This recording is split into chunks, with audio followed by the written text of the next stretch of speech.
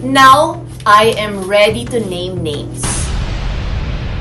Nanay ako na binabalahura na ang mga anak. Utang na loob naman. Ayoko na to leave unanswered questions. Ilang beses kaming sinubukang patayin. I'm willing to go to war. Hi everyone, normally I would not be doing this, holding the yellow pads where I wrote what I wanted to say, but I was cautioned na I should stick to what I wrote. Hindi ko dadagdagan, hindi ko babawasan, para na lang walang confusion, walang misinterpretation. Ako yung nag-insist that this had to be done now, and this was the compromise. So, I hope you will bear with me and you will allow me now to start. Naghintay po ako, nag-isip ako, because I now know by speaking or posting when I am angry or hurting, posibleng sirain ko pa ang sarili ko. Mas mahirap kasi ang damage control. From before my birthday until a few days ago, name it. Professional misunderstandings, they hurt me. A messed up 7-year romantic entanglement again started making me question my worth. But ang pinakamahirap was to control myself. My family was always expected to take the high road. My siblings, kayang-kaya nila yon. But as I have admitted to all of you, ako yung ibang Aquino. Plus, I'm a solo parent. Nanay ako na binabalahura na ang mga anak. Sinubukan ko to shut up para wag na tong humaba. But shutting up caused me even more stress. Stress happens to be the #1 enemy of autoimmune. In just 1 week, OA sa pagka-malicious ang pag-target sa panganay at sa bunso ko. Inisip siguro kung mag-imbento tungkol sa panganay at tawaging bakla yung bunso, titiklop na yung nanay.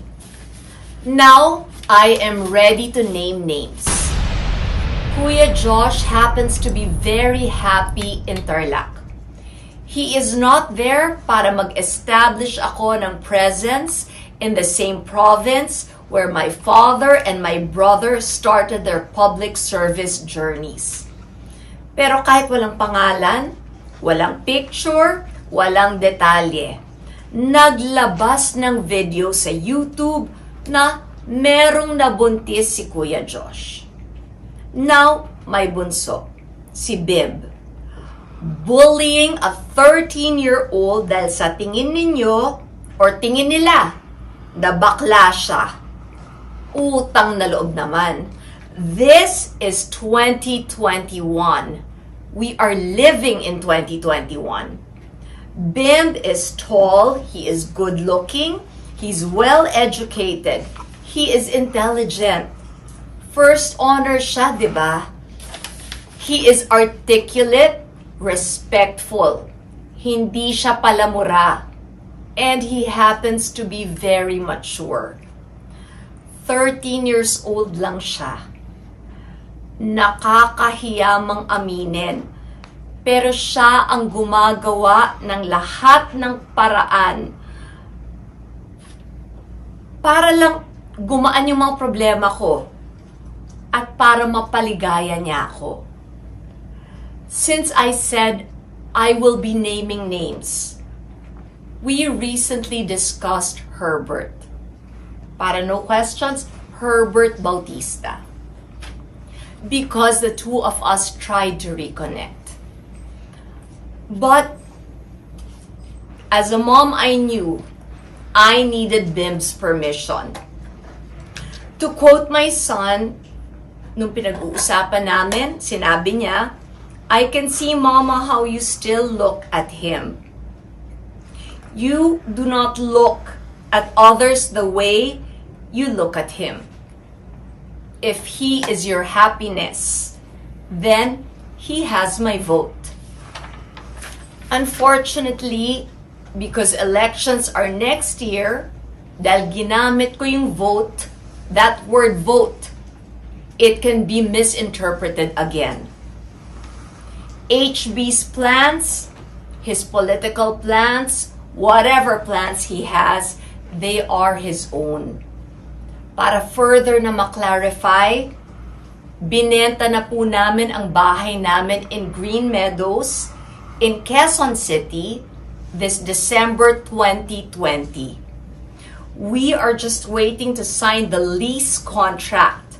Lease, meaning magre-rent kami ng condo in a different city. Shifting to Tarlac to vote was the ideal because I didn't want to be impulsive with a major purchase. I wanted the time to decide kung bibili ba ng condo, magtatayo ba kami ng property in the south because we do have one in the south, or will we create a small compound in Tarlac? For my health, we were actually ready. Nag-down payment na ng malaki to lease this villa in Boracay. But yung last blood panel ko, it was not good. Hindi ako pinayagan ng mga doktor ko to go far away. I needed to stay near them. Ayoko na to leave unanswered questions. There was a part of me that wanted to keep things private, but unfortunately, I don't have that luxury. You kept asking me what happened to Bincai. So this is the story. February 2020, bago mag-lockdown, nagtampo ako kay Bincai. We needed a 4-week break. When I messaged her na please, bumalik ka na. Pero nag-specify ako ng bagong ground rules. It was her choice to turn me down. And she did. She walked away. Ngayon, naiintindihan ko. Kahit very generous ako, gusto rin naman niyang mag-asawa, magka-family, and siguro matanggalan ng 24/7 na responsibility of taking care of me. But there's absolutely no bad blood. After my time thinking, luminaw, I was being tested. Na-pinpoint kasi what was my vulnerability. It's simple. It's how much I love my sons. Alam kasi ng lahat, ako lang ang meron sila. I am exhausted from reading dun sa mga comments na ignore them or choose your battles. Please, I ask you, I know you mean well, but please do not decide for me because they are not your sons. Ako ang nanay nila. So I made my choice. For my sons, in order for me to defend them, I know I'm willing to go to war. Because, ito na yung hinihintay nyo na because.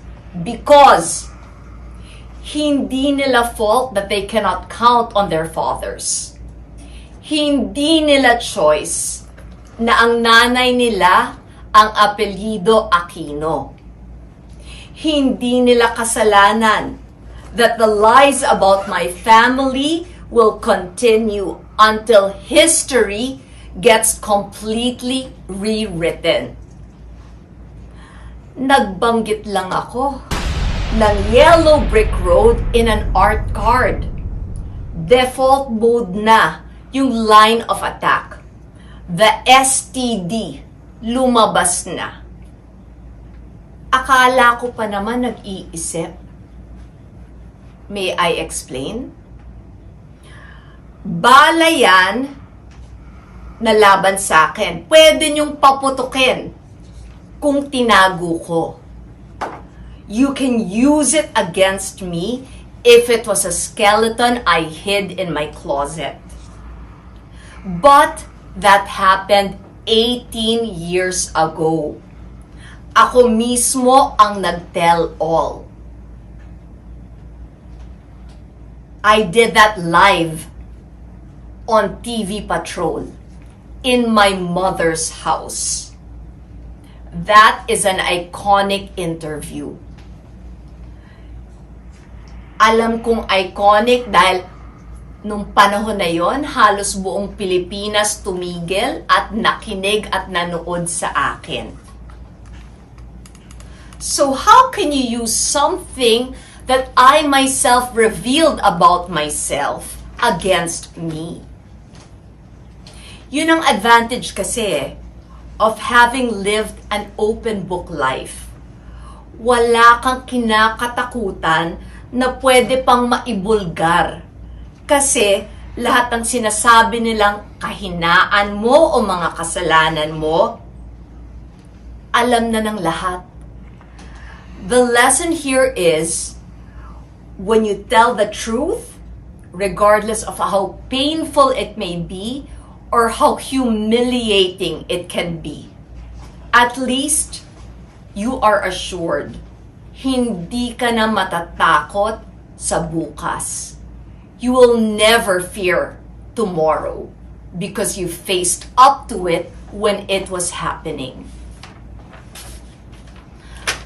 How many times do I have to repeat? How many times do I have to repeat? Regardless that my life's work, my chance to come back on free TV, that was taken away from me. Because I was told, mahirap nang ma-offend ang palasyo. I took that. Kasi political reality yan. Hindi yan ginawa ng nanay ko. Hindi yan ginawa ng kapatid ko. But I know how this game is played. Nangingibabaw pa rin sa akin that my father, he gave his life for this country. Sinabi niya at napanindigan niya, the Filipino is worth dying for. I was a year old when he was jailed. Panahon to ng martial law. I was 12 when he was assassinated in the airport that is now carrying his name.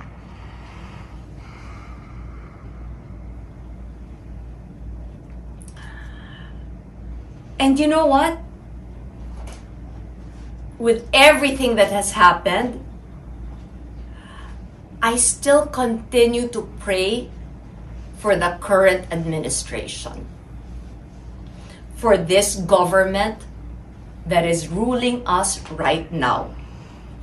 Dahil kung pumalpak sila, tayong lahat, tayong mga Pilipino, tayo ang babagsak. Maling oras ito for political divisiveness. Millions of Filipinos are now jobless. Millions are hungry. Marami na. Millions have lost hope. Marami na ang namatay. Too many are sick. And too many can still die. The problem is, nung sinikap kong tumulong, na-misinterpret yon. Hindi po ako kagaya ng iba. Hindi po ako epal. Wala po akong agenda. Tumatanaw lang ako ng utang na loob. Because my mom taught me, there would be no Kris Aquino if Filipinos did not support or believe in you. mas lalong hindi po ako kagaya ng iba. Kasi ako po, nagbibigay galing sa bulsa ko. Nagbabayad po ako ng tamang buwis. Wala po akong history na nagnakaw ako sa taong bayan. Nabasa ko po ito in a DDS blogger. She wrote about this. She said, alam ko raw yung first law of power. That's true. She even quoted me. Kung Duterte ang tatakbo, ibibigay ko na po sa kanila yon kasi wala kaming malalim na ugat, sugat, at hindi sila ang kaaway namin. This was referring to the 2013 elections. Minsan kasi kung hindi mo i-declare, hindi gets ng ilan. Pag minahalang mom ko, bali-balik ta rin man, hindi pwedeng mabaling ties that bind. In the current Duterte cabinet, Secretary of Finance Sonny Dominguez and Secretary of Foreign Affairs Teddy Boy Locsin continue to have my unwavering respect. Tito Sonny keeps open communication lines with my sisters and me. Teddy Boy and I are textmates. Obvious ba? Pag may bumanat sa akin, Teddy Boy goes ballistic on Twitter. There are friendships too deep para ma-taint ng politika. Tatapusin ko to by saying, who actually benefits by erasing the legacy of my parents? Sino ang nagtanggal ng freedom of speech sa Pilipinas? Sino ang nagpakulong at nagpapatay kay Ninoy Aquino? Let's go back. President Duterte started his political rise during my mom's administration. Legacy po ng nanay ko ang peaceful transition of power. This yellow. Nagbuwis buhay ang dad and mom ko for our country. And ito ang kulay nila. It is for that reason that I will not allow anybody to taint the symbol of their sacrifice. I have no party affiliation. Pero alam ko kung sino ang napatalsik at gustong-gusto kaming gantihan dahil kulang para sa kanila na pinapatay na nila ang dad ko. That is not President Duterte. Because alam ko, never ko siyang binanatan.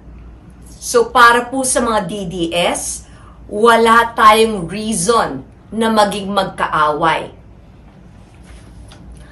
I am who I am as a mother because apart from our 3 years in Boston, I only had one parent. She was my role model. 14 ako nung lumaban siya sa diktador. Hindi ko po maalala kung 7, 8, or 9 times yung coup attempts. Pinatay po ang dad ko. Ilang beses kaming sinubukang patayin. Pero ito po ang diferensya. Never kaming umalis. Hindi naduwag ang nanay ko. I will never forget this. Sumabog yung kotse sa labas ng bedroom ko. Ang lakas na po ng barilan sa labas. Tumakbo po, papasok sa kwarto ko, na walang bulletproof glass ang mom ko at si Noy. Kinaladkad nila ako from my bed pababa. Bago inisip ng nanay ko ang sarili niya, inuna niya to secure me. There are so many other instances. Even when she was already told She had just a few months to live. She fought.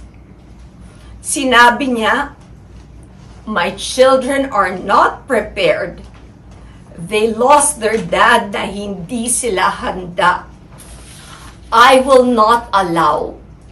Hindi ko hahayaan for them to go through that all over again."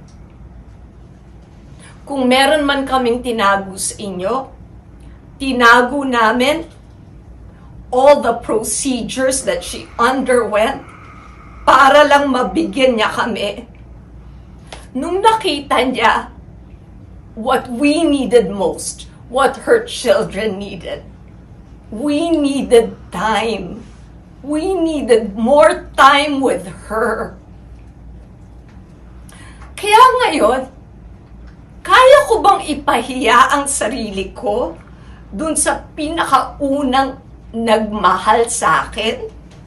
Yung nag-alaga, yung nagsakripisyo, yung nagpatawad, at yung nagparamdam sa akin kung ano talaga ang unconditional love.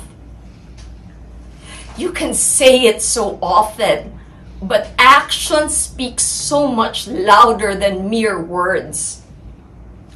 I will emphasize, I'm not here to attack, but you leave me no choice but to defend. Alam ko naman hindi nyo ko tatantanan. Kaya habang may freedom of speech pa, magtiisan na lang tayo.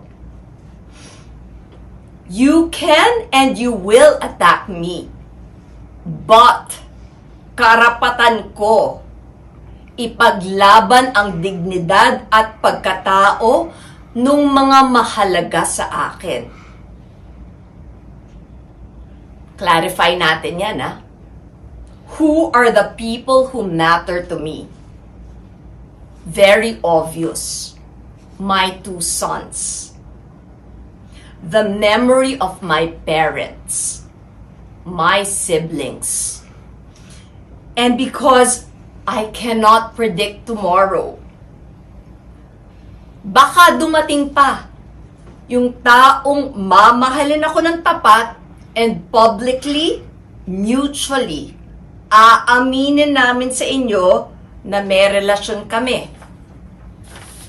Kasi nakita ko yun sa mom ko. When you truly love, hindi ka lang magtitiis.